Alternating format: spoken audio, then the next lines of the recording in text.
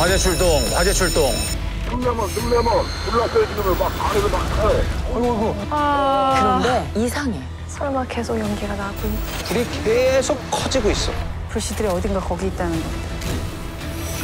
온 국민에게 씻을 수 없는 아픔을 남기는 사건이야.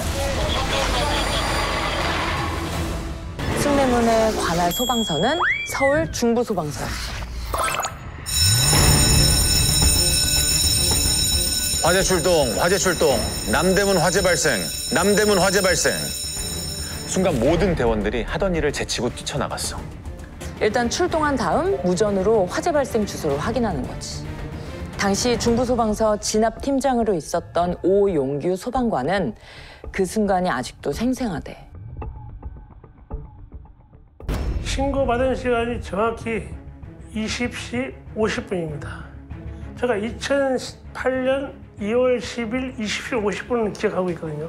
가면서 무전으로 정확한 화재 사팔이 어디냐, 사팔 그 용어거든요. 우리 장소가 어디냐. 그런데 들리는 답이 어디라고 했지? 남대. 남대문. 바로 남대문이라는 거야. 남대문이라는 그걸 몰랐어요, 저희는. 설마 남대문에서 화재 났을까 그런 생각 못하고 남대문 시장이겠거니를 출동했거든요. 그 누구도 숭례문에서 불이 났을 거라고는 상상조차 못한 거지. 그런데 현장에 도착할 때쯤 대원들 모두 놀라서 할 말을 잃었어. 이 남대문 시장이 아니라 진짜 숭례문에서 막 연기가 뭉게뭉게 나고 있었던 거야. 화재 신고가 최초로 접수된 시각은 8시 50분. 그리고 3분 뒤인 8시 53분에 현장에서 제일 가까운 회현 119 안전센터에서 먼저 도착해서 불길을 잡고 있었어. 그리고 4분 뒤인 8시 57분 오용규 소방관과 중부소방서 대원들이 숭례문에 도착을 한 거야. 도착하자마자 제가 회원 1관에서 직원들이 작업하는 2층으로 올라갔어요. 장화를 신거든요. 화재 현장에서는. 장화가 뭐 절반 이상 찰 때까지 물이 흥건했더라고요.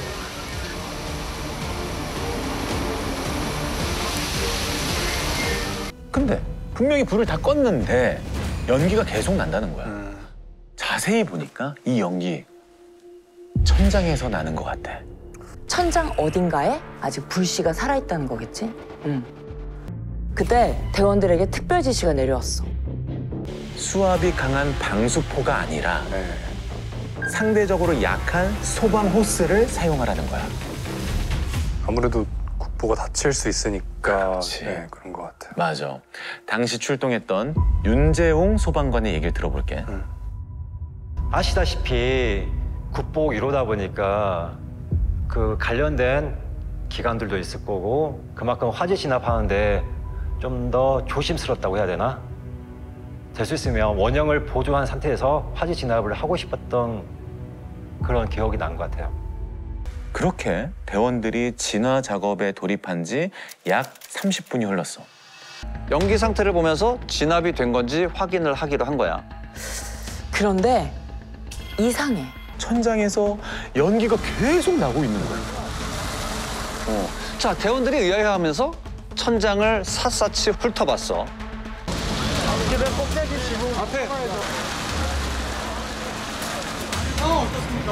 지금 몰라요. 안 보여 아무것도. 아무것도 안 보여? 석가락 사이에 타갖고 확인이 안 돼, 확인이. 자, 천장 제일 위쪽 석가래 사이에서 연기가 뿜어져 나온다. 이게 무슨 뜻일까? 천장 안, 그러니까 지붕 내부에 불씨가 숨어 있다는 거지. 통상적인 화재 진압 논리로는 천장을 부수고 그 안에 물을 넣으면 돼. 근데 이 건물이 뭐야? 문화재야. 문화재잖아. 지금 기둥 하나, 기와장 하나를 조심스럽게 해서 이 진압하는 그 과정도 너무 힘든 일인데. 자, 그 시각에 소식을 들은 문화재청 관계자들은 현장으로 급히 오고 있었어. 혹시 문화재청이 어디 있는지 알아? 아니요, 몰라요. 그지? 네. 나도 이번에 알았는데 네. 바로 대전에 있어. 이 관계자들이 도착할 때까지 적어도 2시간은 걸리는 거야. 하지만 다행히 연휴 때문에 몇몇 직원들은 서울에 있었대. 당시 문화재청의 건축문화재과에 근무하던 김성도 사무관이 있었어. 자, 김성도 사무관은 고향인 서울에 있다가 상부의 전화를 받고 바로 숭례문 앞으로 뛰어왔어. 그 소식을 듣자마자 바로 이제 현장을 가봐야 됐기 때문에 바로 밖으로 뛰어나갔죠. 그런데 이제 그 앞에 이르르니까 연기가 나오는 모습이 보였습니다.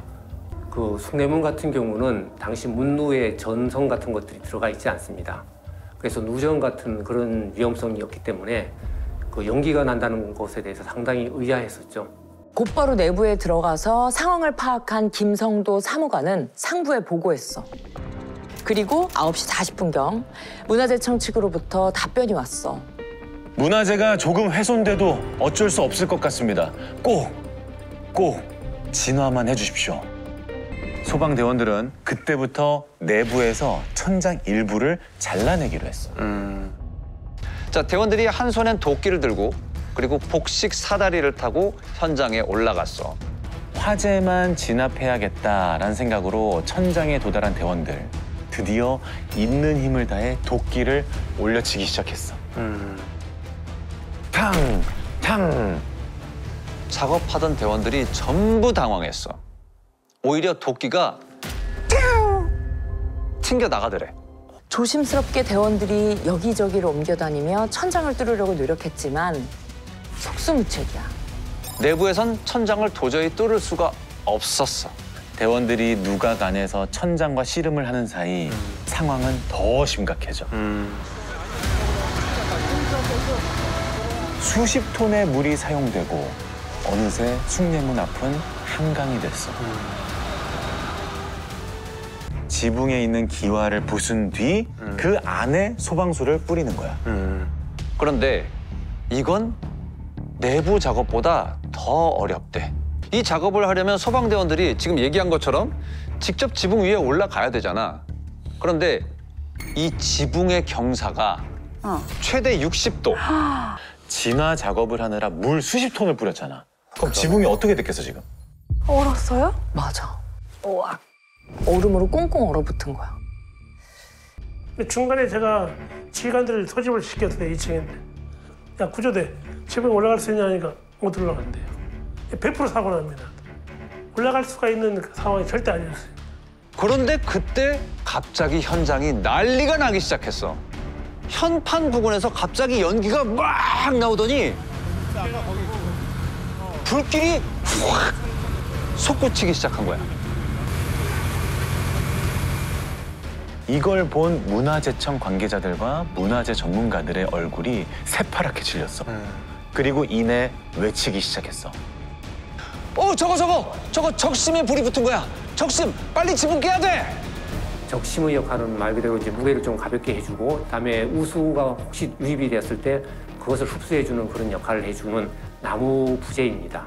이제 내부에서 들어가서 제가 보았었을 때 그런 불씨가 보이지 않았기 때문에 그 연기가 난다 그러면은 불탈 수 있는 부재가 바로 위에 있는 이제 적심재인 거죠.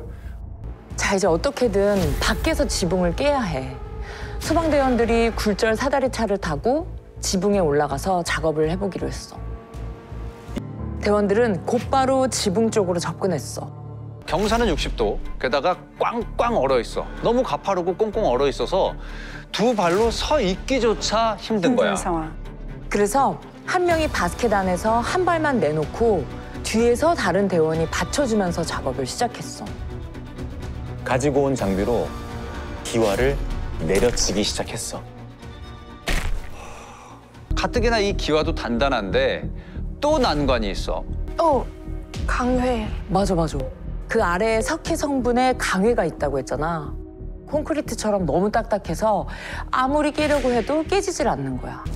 안에 지금 계속해서 불이 나고 있습니다. 저 보이십니까?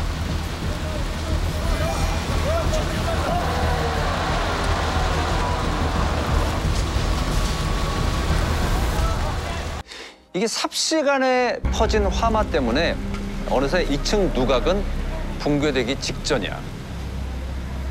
결국 11시 15분.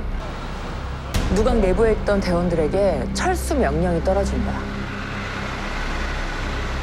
문화재청 간부들과 소방본부는 협의 끝에 결국 11시 38분. 일부분 해체도 그 부분에 계속 불을 타기 그런 상황이다. 그래서 아까 그 소방본부하고 그 협의를 했는데 일단 2층 누 건물은 완전히 해체하는 거로 장비를 동원해갖고 해체하는 거로 그렇게 이야기가 됐습니다. 어떻게든 지켜보려고 했지만 이제 지킬 방법은 파괴하는 방법밖에 없는 거야.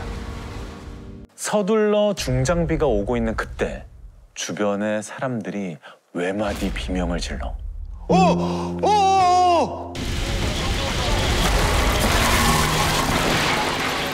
화마에 휩싸인 숭례문은 붕괴되기 시작했어. 완전히 무너졌다.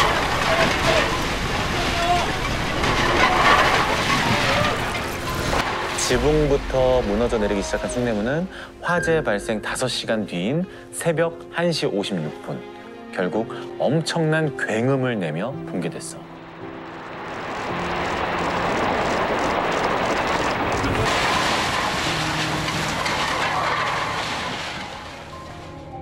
그리고 새벽 2시 5분 그제야 불은 완전히 진화됐어.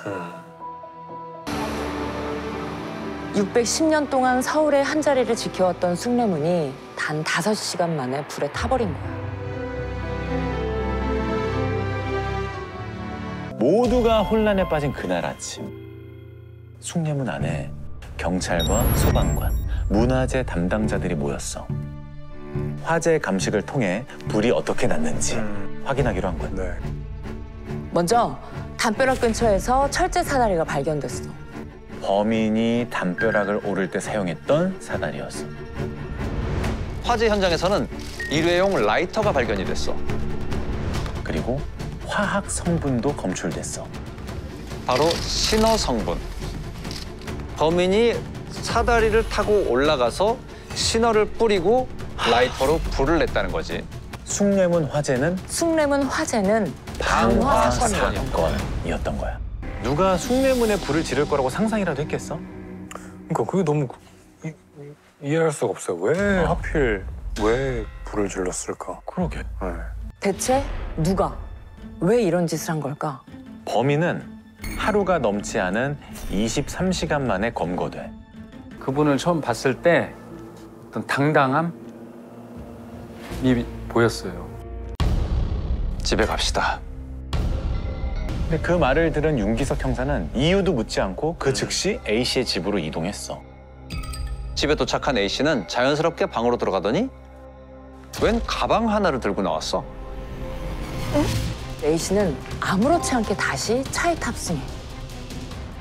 얼마쯤 달렸을까? 정막을 깨고 A씨가 형사에게 말해. 내 잡으러 올 줄 알았어. 근데 이렇게 빨리 올 줄은 몰랐지. 경찰서에 가서 조사를 받은 A씨는 범행을 전부 시인했어.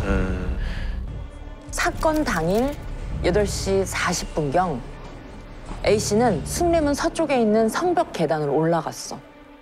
사다리를 타고 2m 높이의 담벼락을 넘어서 1층 누각에 도착한 뒤 그리고 신어가 든 페트병 3개 그리고 라이터를 꺼냈어. 신어 한 병은 바닥에 뿌리고 나머지 2병은 그 옆에 세워놨던 거야. 뿌린 신어에 라이터로 불을 지른 뒤 불이 붙었다 확인하고 바로 도주했다고 했어. 이 A씨 대체 왜 이런 짓을 벌인 걸까? 아까 A씨가 집에서 들고 온 가방 기억나지? 네. 가방 안에는 이런 게 있었어. 여기. 오죽하면 이런 짓을 하겠는가. 나는 정부의 억울함을 수차례 진정하였으나 한 번도 들어주지 않았다. 행복하게 살고 있는 집 없어진 대지 4억, 시가 1억도 못 되는 공약을 걸고 강제로 철거하였다. 자, 그러니까 2006년 A씨가 살던 집터가 재개발되면서 A씨의 집을 철거해야 했어. 그때 A씨가 철거 보상금으로 책정된 값의 5배가 넘는 금액을 달라고 주장했던 거야. 결국 법적 절차에 의해 A씨는 책정된 값만 보상받게 되고 A씨의 집은 철거됐어. 이에 불만을 품은 A씨가 소송까지 걸었는데 결국 받아들여지지 않은 거야. 왜 하필 승례문이었을까? 다시 오시니까 어떠세요? 이 현장 보시니까 어떠세요? 국민이 사랑하는 문화재가 없어지는 거. 그렇지만 사람 인명 피해가 없고 이거 문화재는 대복을 하면은 내 말 한마디만 들어도 이런 일이 없었어요. 불이 난 거에 대해서 죄책감보다는 국민들에게 더 알리고 싶었던 심정이 더 컸어요. 많은 생각을 했다고 했어요, 저한테. 그중에 열차를 탈선시킬까? 그러면 더 국민들한테 알릴 수 있을까? 근데 이것은 많은 사람의 사상자가 날 것이기 때문에 그러면 사상자가 나지 않으면서 국민들의 관심을 끌 수 있는 게 뭘까? 많은 고민을 하다가 무릎을 탁 치고 국보 1호에 불을 지르자. 끝까지 억울함을 주장하던 A씨는 억울한 마음 말씀 좀 억울하십니까? 네, 억울합니다. 억울하세요? 네. 어떤 왜 억울하시죠? 어떤 왜 억울하세요? 검찰에 가서 다 밝히겠습니다. 결국 문화재보호법 위반으로 징역 10년을 받았어. 분명한 건 한 사람의 어리석은 행동 때문에 대한민국 수백 년의 역사가 한순간에 무너진 동시에 온 국민에게는 씻을 수 없는 아픔을 남긴 사건이라는 거야.